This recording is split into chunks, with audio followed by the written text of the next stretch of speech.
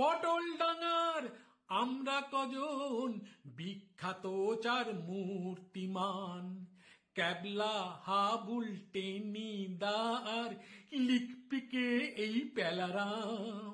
পটলডাঙ্গার আমরা কজন বিখ্যাত চার মূর্তিমান। প্রথমেই আপনাদের সকলের কাছে ক্ষমা চেয়ে নিচ্ছি, মান্নাদের ভীষণ একটা জনপ্রিয় গান চারমূর্তি ছায়াছবির গানটিকে অত্যন্ত কর্কশ গলায় এবং বেসুরোভাবে গাইবার জন্য। কিন্তু গানটা কেন গাইলাম সে কথা বলবো আপনাদের। আমরা এখন দাঁড়িয়ে আছি মধ্য কলকাতার একটি গলিপথের মুখে। সামনেই রয়েছে একটি বোর্ড, আপনারা দেখতে পাচ্ছেন, তাতে লেখা রয়েছে পটলডাঙ্গা স্ট্রিট। এই পটলডাঙ্গার কথা শুনলেই বা দেখলেই মনে পড়ে যায় নারায়ণ গঙ্গোপাধ্যায়ের অমর সৃষ্টি চার মূর্তির কথা। আমাদের সমস্ত ছোটবেলা জুড়ে ছিল নানান দাদাদের দাদার কীর্তির কথা, আর সেই দাদারাও ছিলেন খুব বিখ্যাত। ঘনাদা, টেনিদা, ফেলুদা, এইরকম সব দাদারা। এক একটা দাদার কীর্তি এক এক রকম।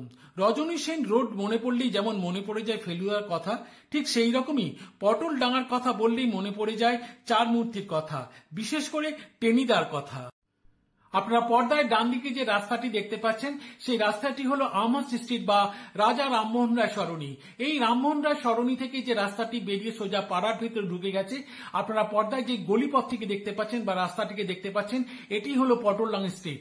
এই রাস্তাটি কিছুটা ঢুকে আবার ডান দিকে বাঁক নিয়েছে, গিয়ে খানিকটা সোজা গিয়ে আবার বাঁ দিকে বাঁক নিয়েছে। এই রাস্তাটি এঁকে বেঁকে পাড়ার অনেক ভেতর ঢুকে গেছে।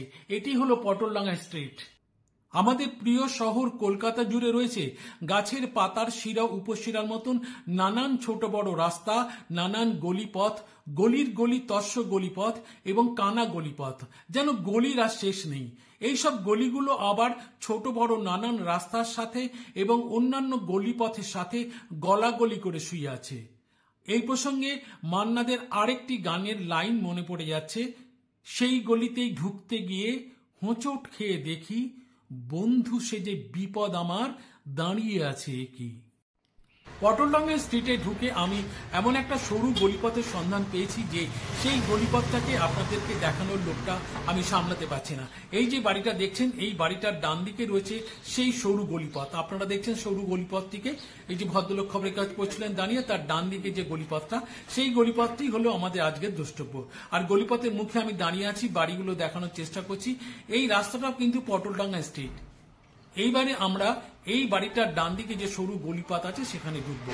এই গলিপথটার খবর আপনারা জানেন কিনা জানি না, বা আপনারা কখনো এখানে এসেছেন কিনা জানি না, তবে এখানে আমি আজকে প্রবেশ করব। এটি হচ্ছে পটলডাঙ্গা স্ট্রিটের একটা বাইলেন, কিন্তু এই রাস্তাটির নামও হলো পটলডাঙ্গা স্ট্রিট। পটলডাঙ্গা স্ট্রিটের মধ্যে দিয়ে ঢুকে, মানে আমার স্ট্রিট দিয়ে পটলডাঙ্গা স্ট্রিটের মধ্যে দিয়ে ঢুকে কিছুটা গিয়ে ডান দিকে টার্ন নিয়ে আবার যদি ডান দিকে টার্ন নিই, যে বাড়িটার ছবি আপনাদের দেখিয়েছি সেই ছবি দিয়ে সেই বাড়িটার পাশ দিয়ে যে গলিটা গেছে সেই গলিটা দেখুন। আমি সেই গলির মধ্যে দিয়ে যাচ্ছি। গলিটা কতখানি সংকীর্ণ আপনারা বুঝতেই পাচ্ছেন। দুজন মানুষ পাশাপাশি হাঁটতে পারে না।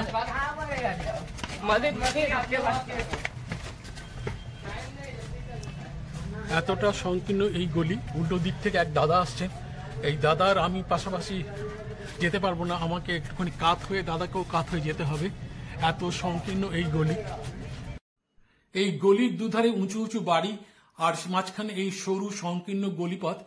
এই রাস্তা দিয়ে সোজা চলে গেলে পৌঁছে যাব মহাত্মা গান্ধী রোডে।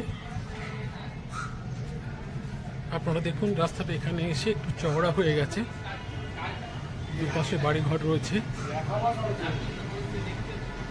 এখানে নানা অফিস রয়েছে, দোকান রয়েছে। এক কথায় বলতে গেলে এই গলিপথটি একদিকে রাজা রামমোহন রায় সরণি, আরেকদিকে মহাত্মা গান্ধী রোডকে সংযুক্ত করেছে। এবার আমরা এসে পৌঁছে গেলাম মহাত্মা গান্ধী রোডে। শিয়ালদা অভিমুখী বাস যাচ্ছে এগুলো।